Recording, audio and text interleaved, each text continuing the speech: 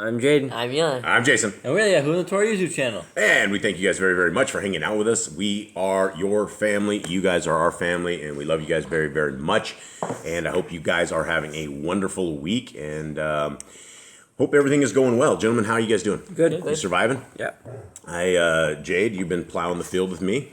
Yep. Cade's been graphic designing. Eli has been mending his hand up, doing a bunch of other stuff. Anyone having anything interesting this week? Anything good? Any stories or anything?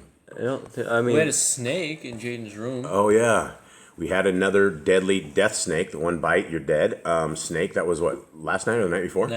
Night before. Yeah, that was real interesting. Luckily, we had a nice sharp machete sitting right there, and his head came right off.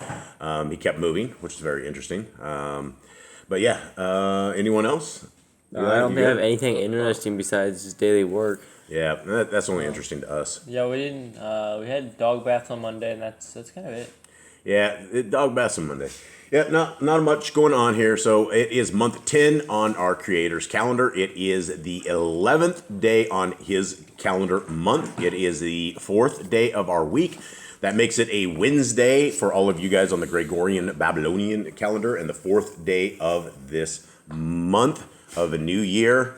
Of 2023, well, it's not actually a new year for us. It is a new year for the people that are actually having the work week and the Babylonians, things of that nature. We are on our creator's calendar. Live tonight. And we go live tonight. So we have live on our main channel, Yahoo and the Torah, Yah willing, and it is already scheduled up there. And so I would like to take you guys over to our website, and this is a website that is becoming a censored website. The Hallelujah Scriptures grifters are trying to pull this website down and have been attempting to and lying to our hosting provider and things like that, trying to get it pulled down. So you might want to get these downloads while you possibly can. I think we'll be able to beat this battle, but in case we won't, and this is the one shot that we have at getting these. The top scriptures is the free restored name scriptures. It is revision 1. At some point, we will have revision 2 out there, and revision 2 will have a lot of things cleaned up. And it will be pretty awesome, as well as we are going to put in links that you can click on Genesis. Then from Genesis, it will take you out, and you can just click into the individual chapters instead of having to scroll around in the PDF. Another actually cool thing, really quick, is the Torah Commands book, and we're going to be going over that. I think we're going to be going over that in the next 5 days. I don't think we're going to go back into John until we go back into our Torah Commands book, and I think we'll go over that first, and then go from there. All these other books are hard to find, but they are absolutely free of charge, and they are available at yahuwhandthetorah.net, YHWHANDTHETORAH.net. And the book that we're doing right now is the Chachma, the Wisdom of Solomon. And this is also, these are really popular downloads now, the Pictograph Aleph Bet flashcards. Free gift to you guys from the hands of our creator. And also the Scriptures Topic Index book. That's really good. It's getting a lot of downloads now. I would definitely get a copy of that, and we will be doing more work on all these PDFs, making them more user-friendly and various things of that nature. All right, gentlemen, let us get into our handy-dandy split screen. And we are almost there. And I almost made it, but the dogs attacked us. Getting my leg cut up on one side, and dogs are all around us. Okay, and for those who do not know, we have 10 pit bulls, and sometimes they get a little distracting, but we do the very best that we can. Okay, gentlemen, last chapter on Solomon. What exactly was he talking about? He was talking about idols, right? These useless idols. How they can't do nothing, and people worship them, and they can't do anything. You have to attach them to the wall, because if you don't attach them to the wall, they fall down. And they can't give life. They can't walk. They can't speak. But he'll pray to these things for all of that. All right, let's continue on, because this continues on in this. 14. Again, one preparing himself to sail and about to pass through the raging waves calls upon a piece of wood more rotten than the vessel that carries him. For truly, this was planned by desire. Sorry, guys. Desire for gain. And the workman built it by his skill. But your providence, O Father, guides it. For you have made a path in the sea and a safe way in the waves, showing that you save from every danger, even though a man went to sea without regard. Nevertheless, you do not want that the works of your wisdom should be idle. And therefore, men committing their lives to a small piece of wood and passing through the rough sea in a weak vessel are saved. For also in ages past, when the proud giants perished, the expectancy of the world governed by your hand escaped in a weak vessel and left a seed of generation to all ages. Who's he talking about? Noah. Yep. Noah. Okay. For Baruch is the wood by which righteousness comes. But an idol made with hands is cursed, as well as he who made it. He, because he made it, and it, because being corruptible, it was called a mighty one. Okay, so these are really, really great advice. I mean, he seems like he has all of this together. And the dogs are about to go off, so let me see if we can clear this, and I don't know so much as we can. Hold on. So Solomon went through his entire life. He knew all this, but at the end, he ended up doing all of this. Okay. For the wicked and his wickedness alike are both hateful to Elohim. For that which is made shall be punished together with he who made it. Therefore there shall even be a reckoning upon the idols of the Gentiles. For in the creation of Elohim they have become an abomination and stumbling blocks to the beings of men and a snare to the feet of the unwise. Okay, so take a look at that. It says right there that we're going to be judged. If you make a idol, Solomon says right there, and I would say this probably true, that the guy who made the idol is going to be judged with that. Do you guys find that true or false? I would say it's true because we're told not to make mighty ones, and if you're sitting there making a mighty one, it's going to only anger him. And if you made a mighty one and you had other people get on their knees to it, or you made that thing, think of the guilt that you would take with you for doing that kind of wickedness. That's just a horrible thing. Okay, 12. For the devising of idols was the beginning of spiritual whoring, and the creation of them the corruption of life. For neither were they from the beginning, nor shall they be forever. For by the conceit of men they entered into the world, and therefore shall they come quickly to an end. For a father afflicted with untimely mourning, when he has made an image of his child soon taken away, now esteemed him as a mighty one, which was then a dead one, and delivered to those beneath him ceremonies and offerings. Okay, so what is he talking about? Is he talking about a father that lost his son and he made an image of it, or he made an image of it and then the kid was taken away? So I think the kid died and he made like some statue or something of him and then started worshiping the statue.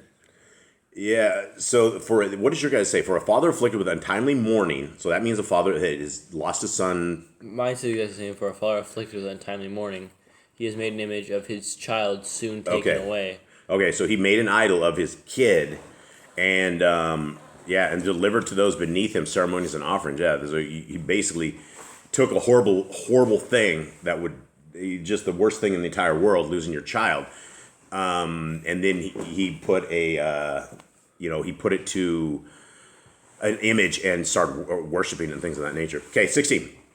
Thus over time an evil custom grew strong, being kept as a law, and graven images were worshipped by the commands of sovereigns, when men could not esteem in presence, because they dwelt far away. They took the likeness of his image from afar, and made an exact likeness of a sovereign whom they esteemed, so that their ardor they might flatter he who was absent, as if he were present. The skill of the craftsman also helped to impel the ignorant to increased worship, for he, perhaps willing to please one in authority, forced all his skill to make the likeness in the best fashion. And so the multitude, attracted by the appeal of the work, accepted him now as a mighty one, who was a little before was only esteemed. And this was an occasion to deceive the world. For men serving either calamity or authority ascribed unto stones and stocks the name not to be shared. Okay, thoughts on this? He's basically just saying that people made these things and they deceive the world, and it's going to bring problems. It's going to bring judgment on these people that take these and make these. You know, a lot of this is sounding a lot like the guilt of the idol makers, right? And how evil this can be, and that Yah, our Creator, has given us the abilities to do amazing things. Just standing up in the morning, I think, is an amazing thing. But being able to walk and run and breathe and create things and design things and make things, right? And he's talking about these idol guys that have taken an image of somebody and they made it so well that everybody went and started worshiping it. And it became very, very evil. All right. What verse am I on, by the way? I think 22. Okay.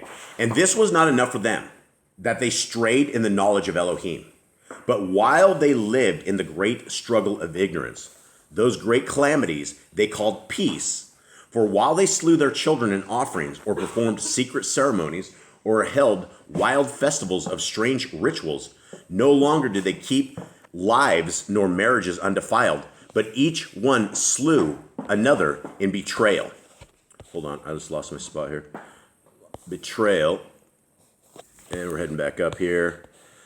Or grieved him through adultery, so that there ruled in all men without exception blood, murder, theft, hypocrisy, corruption, unbelief, confusion, falsehood, distress of good men, forgetfulness of good, defilement of things, changing of order, disorder in marriages, adultery, and shameless uncleanness. What did he just say right here? This is what happens when you start worshiping idols. This is what happened to these people. This is what they started doing. These are all Torah commands that these people just broke, right? Right.